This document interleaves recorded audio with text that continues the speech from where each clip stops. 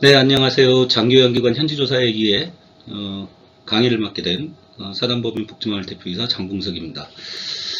오늘 첫 시간에는 현지조사, 행정처분, 그리고 벌칙 등에 관한 근거에 대해 말씀드리는 시간을 갖도록 하겠습니다.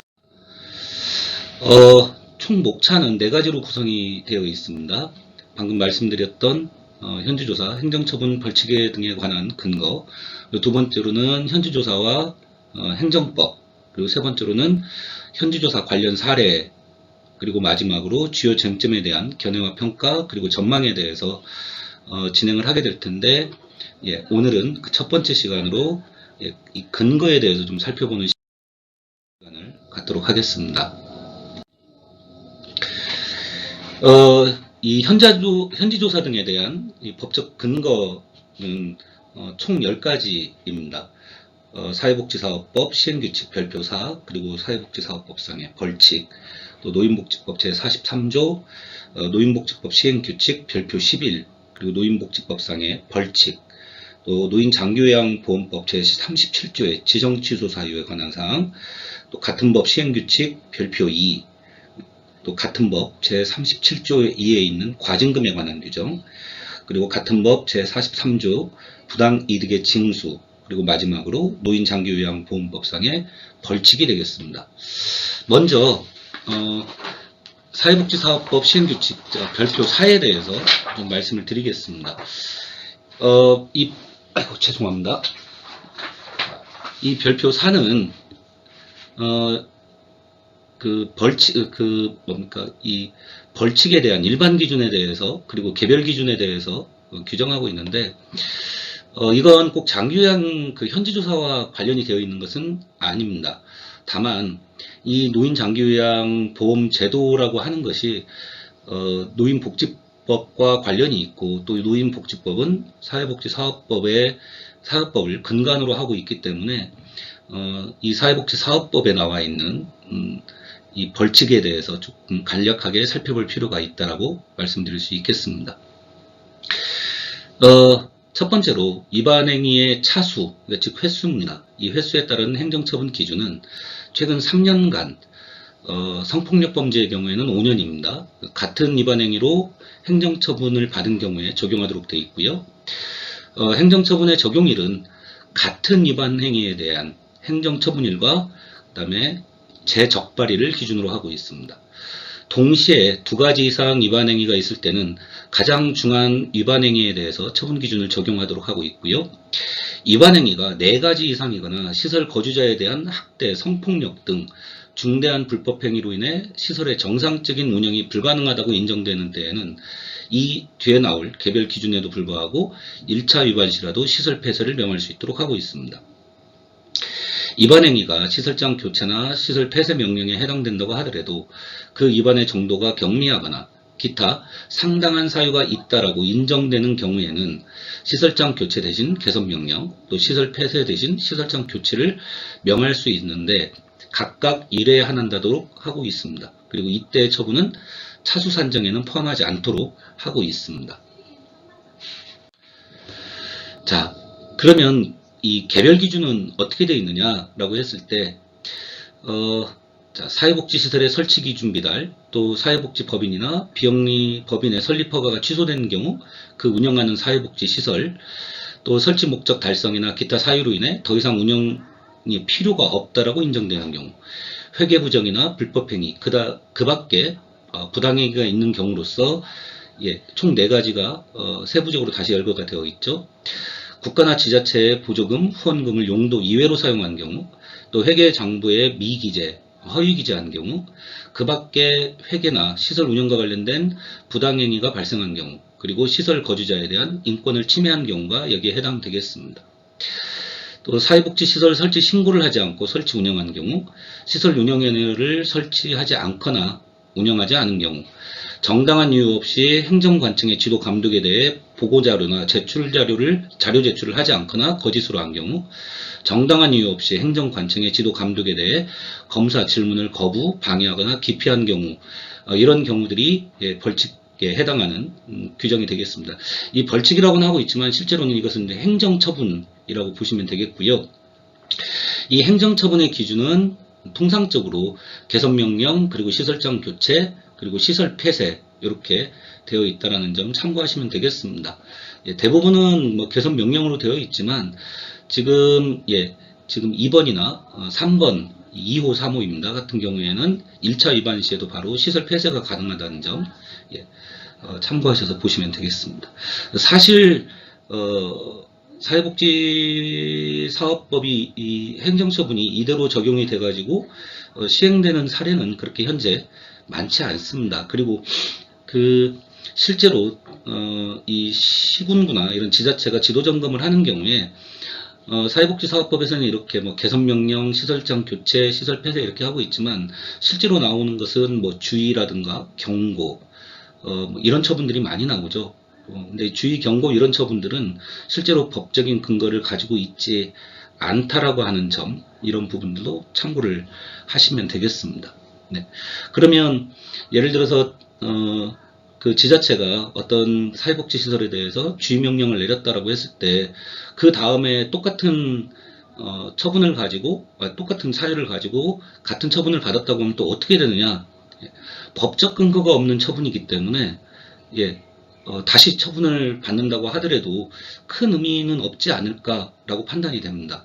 즉, 이 행정처분이라든가 벌칙이라고 하는 것은 엄격하게 법의 근거를 가지고 내려져야 되는 것이기 때문에 주의나 경고 처분이 어떠한 법적 효력을 가지느냐 하는 문제는 별도로 좀 살펴볼 필요가 있지 않을까라고 생각이 됩니다. 자, 넘어갈게요.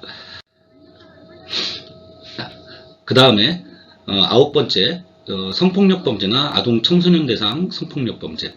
그래서 구체적으로 나와 있는 거 보면 시설장이 거주자나 이용자에게 한 성폭력 범죄로서 강간, 유사강간, 강제추행, 준강간, 준강제추행 범죄를 저지른 경우, 그 다음에 그거에 대한 미수인 경우, 그 다음에 공공밀집장소에서 추행한 때, 또 성적 목적을 위해 공공장소에 침입하거나 퇴고 요구를 받았음에도 응하지 않은 때, 전화, 우편, 컴퓨터, 그 밖의 통신매체를 이용한 음란행위, 또 다른 사람의 의사에 반해 그 신체를 촬영하거나 그 촬영물을 반포, 판매, 임대, 제공 또는 공공연하게 전시 상영한 때, 이런 경우들이 성폭력 범죄나 또 이런 부분에 해당이 됩니다. 이 내용들은 주로 이제 형법에 나와 있는 내용들을 준용해서 적용하도록 하고 있는 규정이다라고 보시면 되겠고요. 또 종사자가 이 마찬가지의 성폭력 범죄를 저지른 때도 마찬가지입니다. 시설장이나 종사자가 거주자나 이용자에게 그 성폭력 범죄를 했다거나 또는 강간 등 상해치상 또는 살인치사, 또 미성년자나 심신미약자에 대한 간음, 업무상 위계 등에 의한 간음, 13세 미만의 미성년자에 대한 간음추행, 19세 미만의 아동 청소년이나 장애아동 청소년을 대상으로 한 성폭력 범죄, 이런 경우에도 행정처분이 적용이 된다라고 보시면 되겠고요.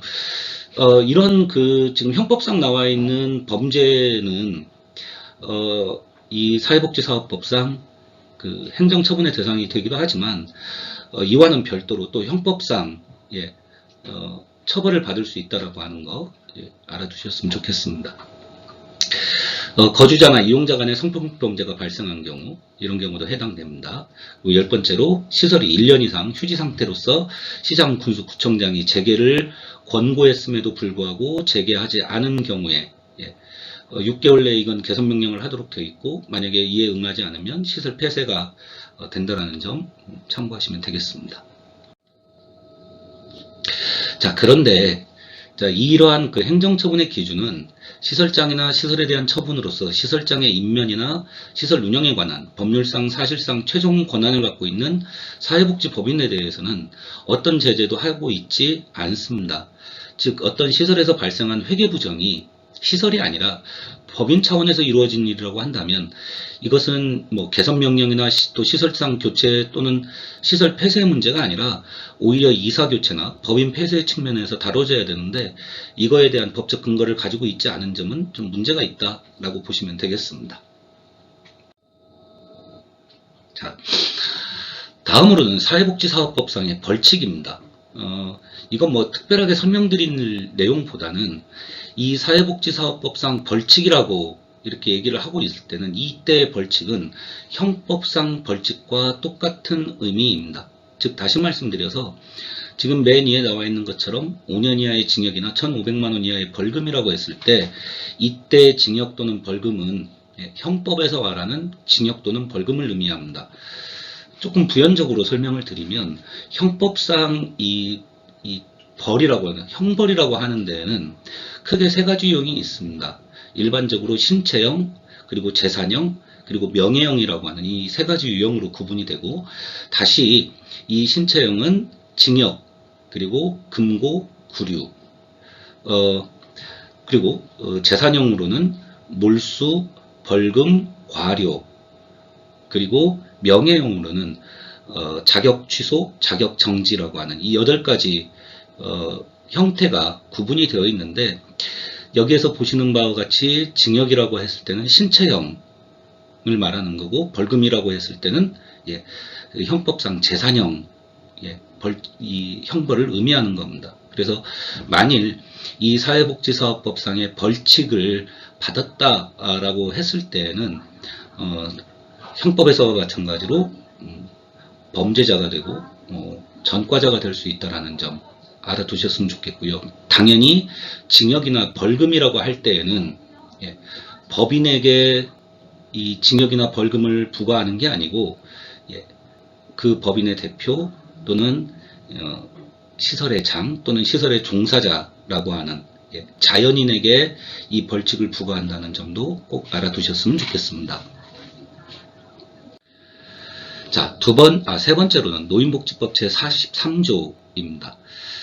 자, 노인복지법 제43조와 관련해서는 이렇게 되어 있죠. 시도지사, 시장, 군수, 구청장은 노인 주거복지시설, 노인 의료복지시설 및 노인 일자리 지원기관이 시설 기준이나 인력 배치 기준에 미달하게 된 때, 수탁 의무를 위반 거부한 때, 정당한 이유 없이 복지 실시기관의 감독에 따른 보고나 자료 제출을 하지 않거나 또는 허위로 한 때, 또는 조사 검사를 거부 방해하거나 기피한 때, 시장, 군수, 구청장에게 신고하지 않고 시설에 입소하거나 그 시설을 이용하는 기초수급권자 이외의 자로부터 그의 소요되는 비용을 수납한 때에는 1개월의 범위에서 사업 정지 또는 폐지를 명할 수 있도록 하고 있고요. 또한 노인 여가복지시설이나 재가노인복지시설이 시설 인력 및 운영 등에 관한 기준에 미달하게 된 때, 수탁 의무를 위반한 때, 정당한 이유 없이 복지실시기관, 이때 복지실시기관이라고 한다면 정부나 지방자치단체 또는 관리감독기구를 의미합니다. 이런 기관의 감독에 따른 보고나 자료 제출을 하지 않거나 허위로 한 때, 또는 조사 검사를 거부 방해하거나 기피한 때, 시장, 군수, 구청장에게 신고하지 않고 시설을 이용하는 자로부터 그의 소요되는 비용을 수납한 때는 마찬가지로 1개월 범위에서 사업의 정지나 폐지를 명할 수 있도록 하고 있습니다. 이에 따른 행정처분에 대해서는 노인복지법 시행규칙 별표 11에서 열거하고 있는데요. 자, 이 별표 11의 일반 기준을 보시면, 자, 위반 행위가 2 이상, 2가지 이상인 때에는 그중 가장 중한 처분, 또 중한 처분이 동일한 경우에는 그중 하나의 처분 기준을 말합니다. 아무거나 선택이 가능하다는 거죠. 자, 여기에 의하고 2개 이상의 처분 기준이 각각 사업 정지에 해당하는 경우에는 가장 중한 처분 기준에 나머지 처분 기준의 2분의 1을 더해서 처분합니다. 그러니까 예를 들어서 사업 정지가 30일이다. 근데 이걸 중한 처분이 똑같은데 둘 다 30일짜리 사업 정지다 라고 했을 때는 45일까지 영업정지가 된다라고 하는 겁니다. 자, 위반 행위가 4가지 이상이거나 입소자가 이용자에 대한 학대, 교육 이수 관련 서류의 허위 작성 등 중대한 위반 행위로 인해 시설이나 요양보호사 교육기관의 정상적인 운영이 불가능하다고 인정되는 경우에는 제2호 개별 기준에도 불구하고 뒤에 나오는 개별 기준에도 불구하고 제1차 위반 시에 바로 사업의 폐지나 지정의 취소를 명할 수 있도록 하고 있고요. 위반 행위의 차수에 따른 행정처분 기준은 최근 2년간 같은 위반 행위로 행정처분을 받은 경우에 적용합니다. 이 경우 행정처분 기준의 적용은 같은 위반 행위에 대해 최초로 행정처분을 한 날을 기준으로 한다라고 하고 있습니다. 그러니까 이때 2년에 대한 기산 시점이 어떻게 되는지에 대해서 잘 알아두셨으면 좋겠습니다. 시설이나 요양보호사 교육기관의 양도나 상속 또는 법인 합병이 있는 경우 양도 상속 또는 합병 전에 양도인 피상속인 또는 합병 전 법인에게 행하여야 된 처분, 이 처분은 이후에 양도법인이 그대로 승계한다라는 점도 알아두셔야 될 내용이고요. 행정처분권자는 위반사항의 내용으로 보아 그 위반의 정도가 경미하거나 그 밖에 특별한 사유가 있다고 인정되는 경우에는 처분 기준을 여기 1번, 2번, 3번 나와 있는 거에 따라서 경감할 수 있다라고 보시면 되겠습니다. 개별 기준입니다. 이 개별 기준 중에서 이제 제가 올려드리는 내용은 장교양과 관련된 내용만 올려드렸습니다. 그래서 노인 요양시설과 노인 요양 공동생활 가정의 경우에 노인 의료복지시설의 시설이나 직원 배치 기준 위반 또는 운영 기준 중에서 입소자 건강관리를 위한 책임자가 없거나 의사, 간호사 그 밖에 자격이 있는 자가 임무를 수행하지 않은 경우, 음용수에 대해 수질검사를 받지 않은 경우, 시설장이 운영규정에서 정한 바에 따라 시설을 운영하지 않은 경우, 보증금 수납이나 반환 또 회계에 관한 규정을 위반한 경우, 입소자와 침실이나 침실이 있는 건물마다 요양보호사 그 밖의 직원 중 1명을 입소자와 함께 기거하도록 조치하지 않은 경우, 사업의 실시 또는 운영위원회에 관한 사항을 위반한 경우, 이런 경우에 행정처분이 가해진다라는 점 보시면 되겠고요.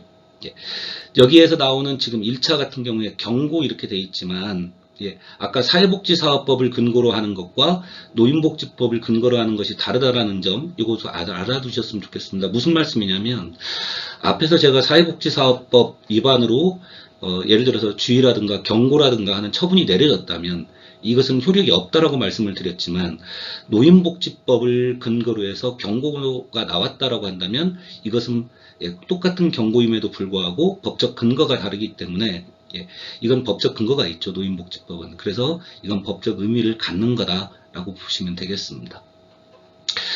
또 한 가지는 음용수에 대해서 수질검사 받지 않은 경우 뭐 이런 경우들이 나와 있는데 이때 음용수의 이제 기준 자체가 뭐냐면 우리가 흔히 말하는 상수도사업, 수도사업법에 의해서 받는 이런 상수도와 같은 경우에도 반드시 1년에 1회 이상 수질검사를 받아야 된다라는 거 이런 것들도 알려두셨으면 좋겠고요. 자, 운영 규정 중에서, 운영 기준 중에서 이 나에서 정한, 아까 의료복지시설의 운영 기준 이외의 사항을 위반한 경우에도 행정처분이 내려질 수 있다는 점 보시면 되겠습니다. 재가노인복지시설의 경우입니다. 자, 시설이나 직원 배치 기준 위반, 그 다음에 운영 기준 위반한 경우에, 처분이 내려지는 거고요. 그 다음에 수탁 의무를 위반한 경우. 그러니까 예를 들어서 국가나 지자체가 설치한 이 노인복지 시설을 위탁받는 경우가 있죠. 노인복지관뿐만 아니라 요양원도 그렇고 여러 가지 경우들이 있는데 이때 그 정해지는 수탁 의무가 있습니다. 수탁 의무에 대해서는 법에서 수탁자의 의무에 대해서 별도로 규정하고 있지 않기 때문에 일반적으로 그 수탁을 하는 지자체가 그 기준을 정하게 되죠. 의무도 정하게 되고, 자, 이러한 그 기준이나 의무를 위반했을 때에도 행정처분이 내려질 수 있다라는 겁니다. 자, 감독 위반도 있습니다. 그래서 노인복지시설이 정당한 이유 없이 복지실시기관의 감독에 따른 보고나 자료 제출을 하지 않거나 거짓으로 한 때 또는 조사 검사를 거부 방해하거나 기피한 때, 비용 수납 위반도 있습니다. 비용 수납 위반은 특별하게 우리는 이쪽보다는 장기요양보험법과도 관련이 되어 있기 때문에 이런 내용들도 잘 알아두셨으면 좋겠다라고 보시면 되겠습니다. 이때 비용 수납 위반이라고 한다면 특히 이제 그 장기요양보험법에서 말하는 유인행위 또는 본인부담금 감면행위와 관련이 될 수도 있다라는 점 유의해서 보시면 되겠습니다. 그러니까 노인장기요양보험법상의 어떤 유인행위나 또 본인부담금 감면행위로 인해서 받는 어떤 그 행정처분이나 또는 반환 현지조사에 따른 어떤 반환 문제와는 별도로 이 노인복지법 시행규칙에서 정한 비용수납 위반으로도 행정처분을 받을 수 있다라는 겁니다. 보통 이제 이러한 경우들이 이제 여러 군데에서 나타나고 특별히 표현하고 있지는 않지만 일종의 이제 양벌 규정에 가까운 내용이다라고 보시면 될 것 같습니다. 노인복지법상 벌칙입니다. 여기에는 이제 아예 양벌 규정이 적용된다라고 말씀을 드리는데, 양벌 규정이 적용되는 경우는 보통 어떤 경우냐면, 이 양벌 규정의 내용이라고 하는 것이 보통 이 시설이나, 노인복지법은 노인복지 시설에게 이 벌칙을 적용을 하죠. 또는 이 개인에게, 종사자 개인에게도 적용을 하는데, 이런 얘기입니다. 자, 노인의 신체에 상해를 입힌 경우에 7년 이하의 징역이나 7천만 원 이하의 벌금, 이렇게 되어 있는데, 이때 이 7년 이하의 징역이나 7천만 원 이하의 벌금을 맞을 수 있는 사람은 직접적으로 노인의 신체에 학대를 한, 상해를 가한 가해자죠. 그런데 양벌 규정이 적용된다라고 하는 것은 뭐냐면, 이때 관리감독자를 의미하는 겁니다. 이 관리감독자가 그 학대나 이런 상해에 대해서 예방이나 적절한 관리라든가 또는 대응이라든가 이런 것들을 해야 될 의무가 있는데, 이런 것들을 하지 않았거나 또는 해태했다라고 하죠. 이런 것들을 묵인했거나 해태한 경우에 그 관리 책임자에 대해서도 처벌할 수 있다라고 하는 것이 양벌 규정의 의미입니다. 양벌 규정의 의미는 그런 형태로 되어 있습니다. 그래서 예컨대 그 시설에서 어떤 학대 사고 같은 것들이 발생했을 때 단순하게 이 학대 사고가 발생한 그 기관이 어떤 개선 명령이라든가 또는 뭐 시설장 교체라든가 시설 폐쇄라든가 이런 것들만 있는 것이 아니라 해당 가해자의 벌칙, 그리고 관리 책임자인 시설장에 내려지는 관리 책임자로서의 그 의무 해태로 인한 벌칙, 이런 것들이 모두 한꺼번에 적용된다라고 하는 것, 이런 것들은 특히 유의해서 살펴보셔야 될 내용이라고 말씀드릴 수 있겠습니다. 자, 어떠한 것들이 있는지는 구체적으로 설명드릴 내용은 아닐 것 같고, 여기에 올려드린 PPT 자료를 참고를 하시면 될 것 같습니다.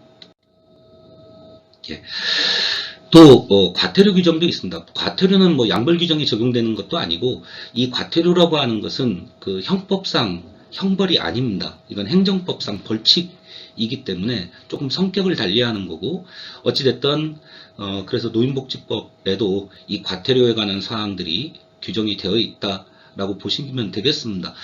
주로 과태료 얘기를 할 때 우리가 예로 들 수 있는 것들이 뭐냐면, 운전하다가 과속으로 흔히 뭐 딱지됐다라고 얘기를 하죠. 이게 과태료입니다.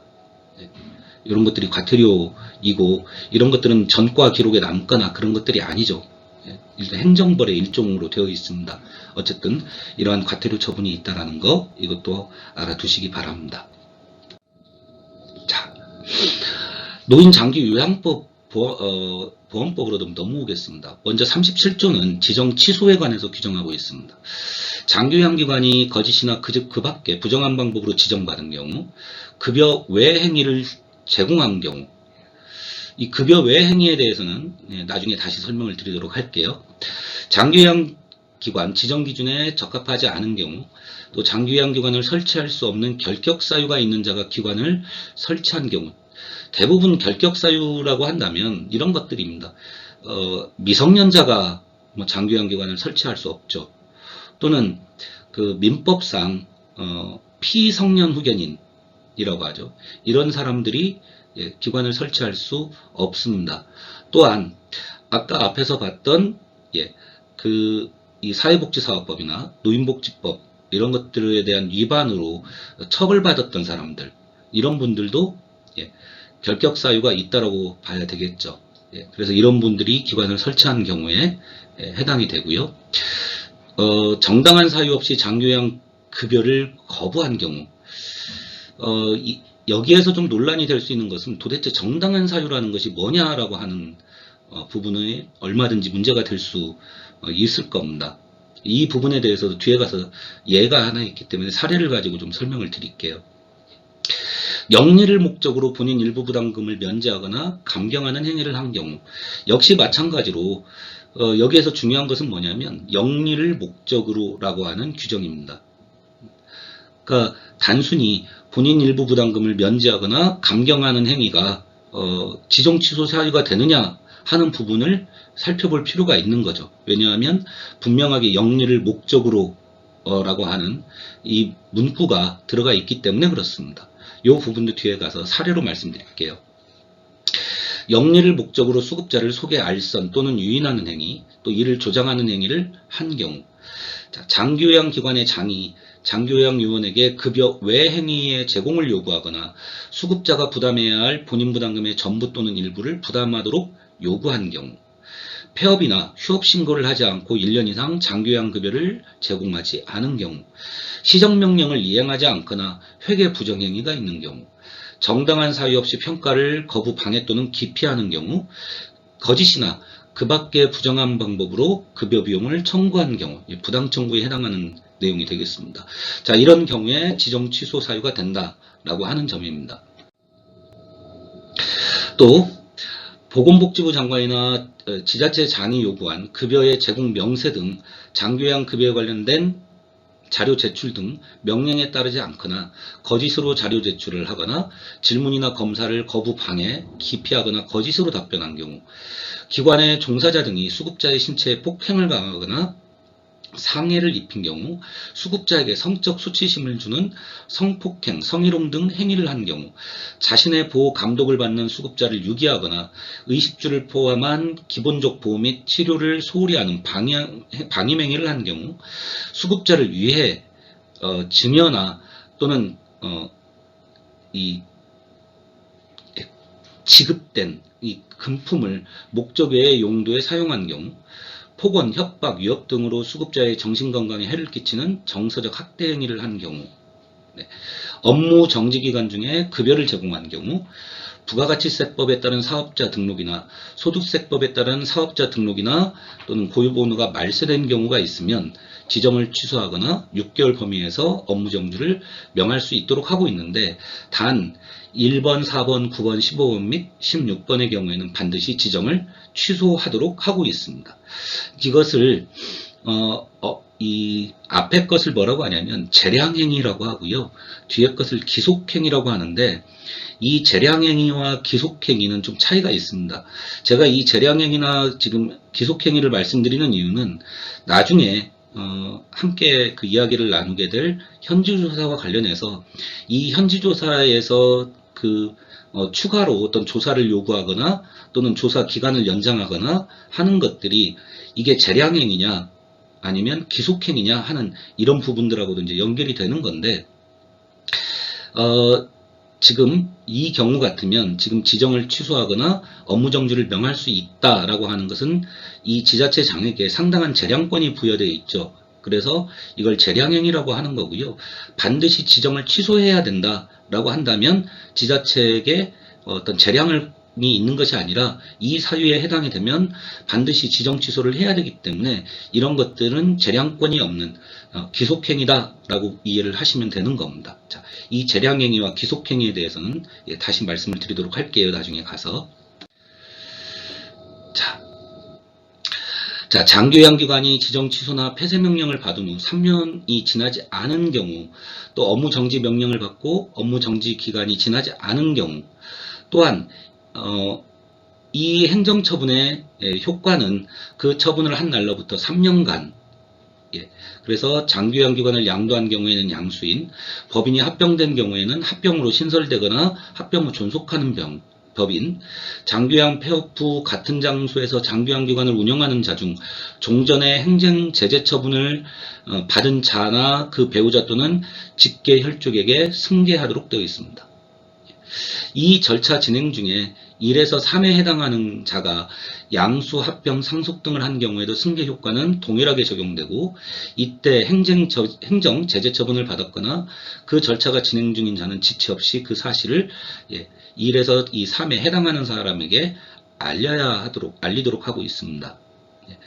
다만 1에서 3의 자가 양수 합병 또는 운영 시에 행정 제재 처분이나 위반 사실을 알지 못하였다라는 것을 증명하는 경우에는 승계 효과가 인정되지 않는다라고 보시면 되겠는데, 사실 실제적으로 이러한 사실을 알지 못했다라고 주장하기도 쉽지 않을 것 같고, 또 그것을 증명하는 것은 더더욱 어렵기 때문에 실제로 이러한 것이 적용되는 사례는 거의 나타나지 않는 사례이지 않을까라고 생각을 합니다.